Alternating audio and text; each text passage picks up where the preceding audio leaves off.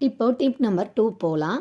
இப்போ tip number 2ல பார்த்தீங்கன்னா, பிகினர்ஸ்க்கு வந்து ஒரு பெரிய பெரிய சேலஞ்சிங்கான விஷயம் என்ன அப்படின்னா, சில்க் த்ரெட் ஹேண்டில் பண்ணுறது தான். ஓகேங்களா? ஸோ இந்த சில்க் த்ரெட் எப்படி ஹேண்டில் பண்ணுறதுன்னு பார்த்தீங்கன்னா, நம்ம ரொம்ப சாஃப்டாக ஹேண்டில் பண்ணணும். சில்க் த்ரெட்டை பொறுத்தளவுக்கு நம்ம டபுள் ஸ்டாண்ட்ஸாக தான் எடுப்போம். அப்படி எடுக்கிறப்ப பார்த்தீங்கன்னா, நம்ம கீழேருந்து த்ரெட்டு வரலையேன்னு மேலே ஃபோர்ஸாக பிடிச்சி இழுக்கிறப்ப என்ன ஆகும்? ஏன்னா ஆல்ரெடி இந்த நீடிலும் லைட்டாக ஷார்ப்பாக இருக்கும் அந்த கார்னரு.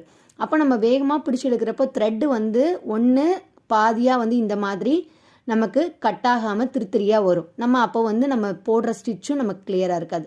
இன்னும் கொஞ்சம் ஃபோர்ஸாக இழுத்தா என்ன ஆகும்? த்ரெட்டு கட் ஆயிரும். இது வந்து எவ்வளோ வந்து பெஸ்ட்டு பிராண்டில் நம்ம யூஸ் பண்ணாலும் த்ரெட்டு வந்து கட் ஆக தான் செய்யும், இந்த மாதிரி நம்ம ஃபோர்ஸாக இழுக்கிறப்போ. அதுக்கு நம்ம என்ன பண்ணணும் அப்படின்னா, சாஃப்டாக ஹேண்டில் பண்ணணும். நம்ம வந்து ட்விஸ்ட் பண்ணி திருப்புறப்பையும் பொறுமையாக தான் ஹேண்டில் பண்ணணும். அதை ஃபஸ்ட்டு செக் பண்ணிக்கோங்க. நான் யூஸ் பண்ணுற பிராண்டெல்லாம் என்ன